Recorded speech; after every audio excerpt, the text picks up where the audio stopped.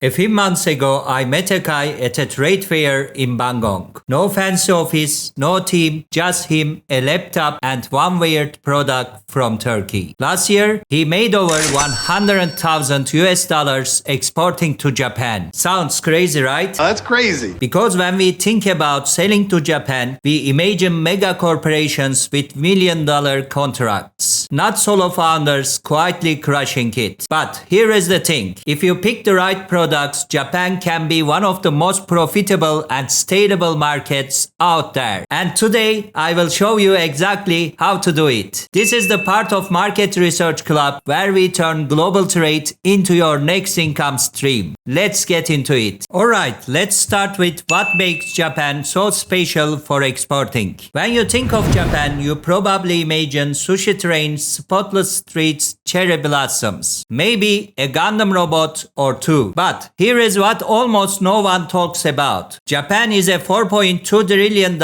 opportunity hiding in plain sight. It is the third largest economy in the world. But probably you can ask me, Murat, what really makes it special for exporters is how the people buy. They don't just shop. They respect the product. They are obsessed with quality. They don't mind paying extra if it's crafted well, lasts long, or has a story behind it. I once saw a Turkish seller move hundreds of handmade olive oil soaps just because they looked and felt different from anything on Japanese shelves. And that is the magic here. Japan imports a wide range of goods, from niche food items to sustainable packaging to high-end raw materials. Combine that with world-class infrastructure and powerful trade agreements, and you have got a market that is surprisingly easy to enter. But only if you understand what Japanese buyers care about. If your product is premium, thoughtful, or just refreshingly unique, you are not just another seller. You are a welcome guest. In the rest of this video, I will show you how to make Japan your most profitable export market, no matter how big your business is.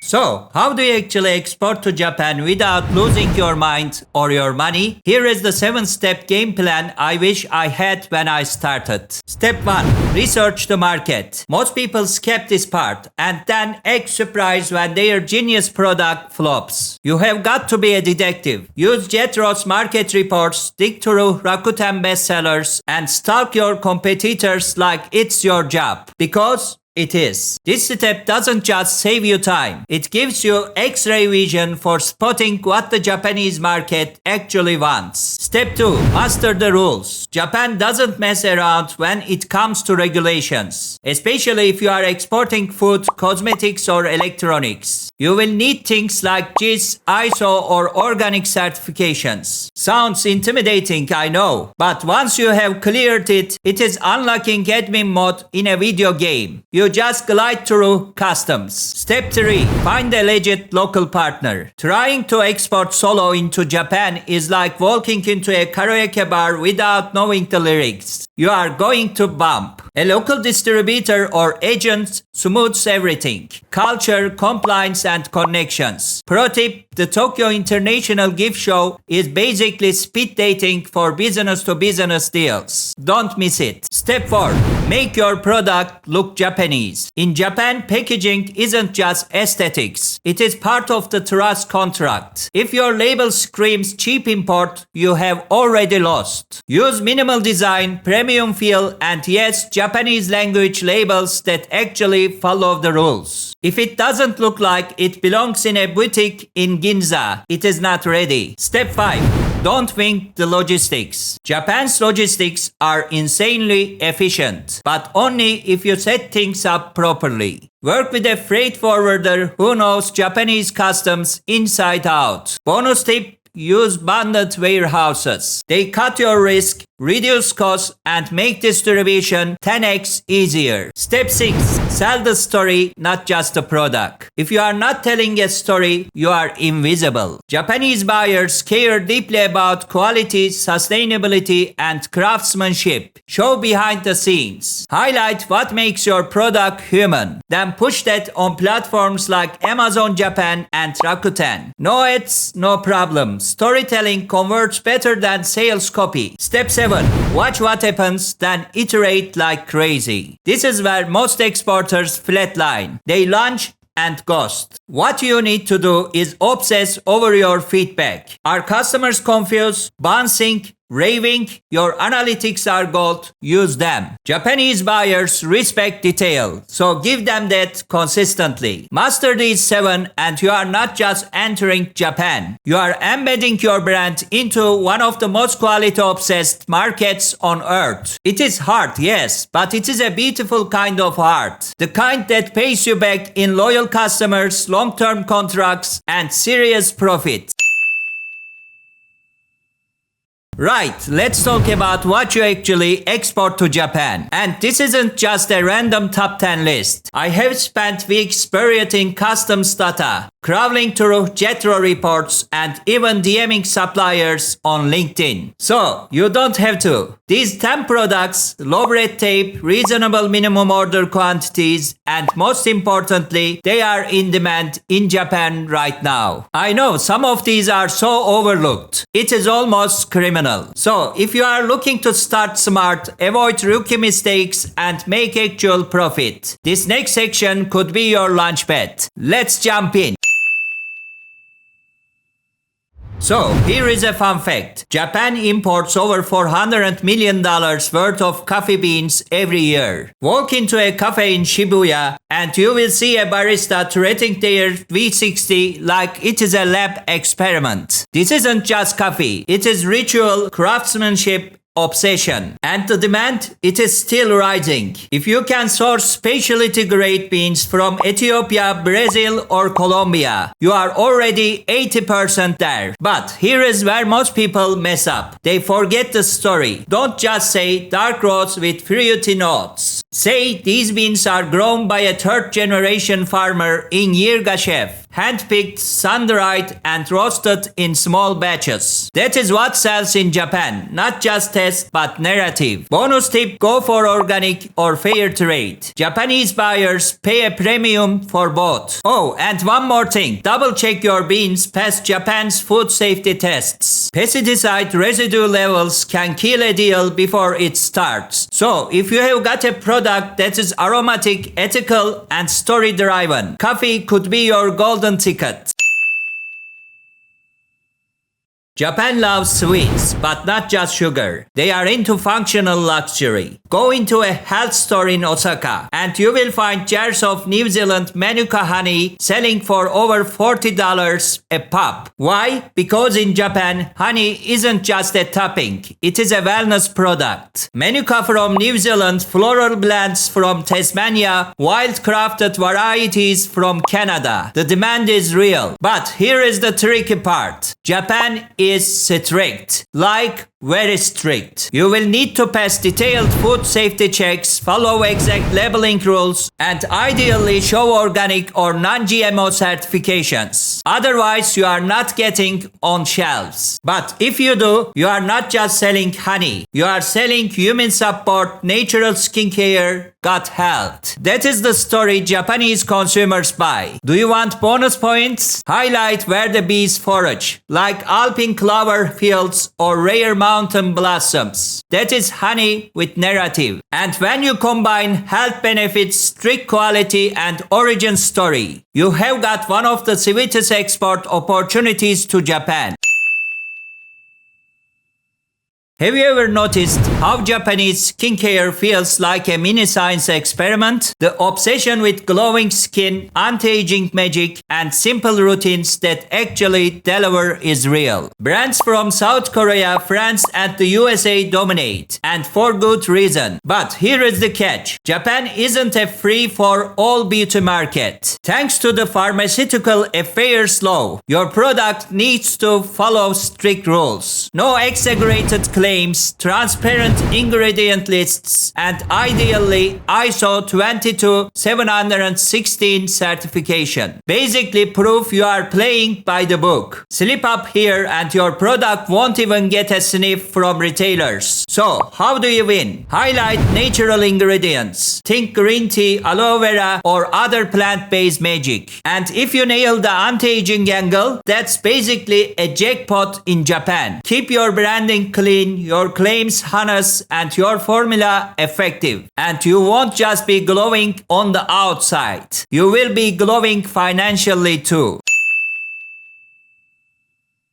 Japan loves tea, but it is not just about their famous green tea anymore. I know some of you tell your insight or write in the comments, bro, are you crazy what you are talking about? But listen me, these days organic teas from India, Sri Lanka and China are stealing the spotlight. Herbal blends, black teas, even matcha alternatives are popping up in cafes and wellness shops everywhere. But here is the thing, you can't just bring any tea to the table. To win in Japan, your tea has to meet their strict organic standards. That means snagging the JAS organization, the official seal that says yes, this tea is clean, compliant and totally trustworthy. Now, here is the secret source for marketing health benefits. Talk antioxidants, stress relief, digestion. These aren't just buzzwords in Japan. They are lifestyle essentials. And if you want to stand out, highlight rare origins or unique flavors that tell a story. Because at the end of the day, a beautifully packaged, story-rich organic tea isn't just a product. It is an experience. What keeps customer coming back for more?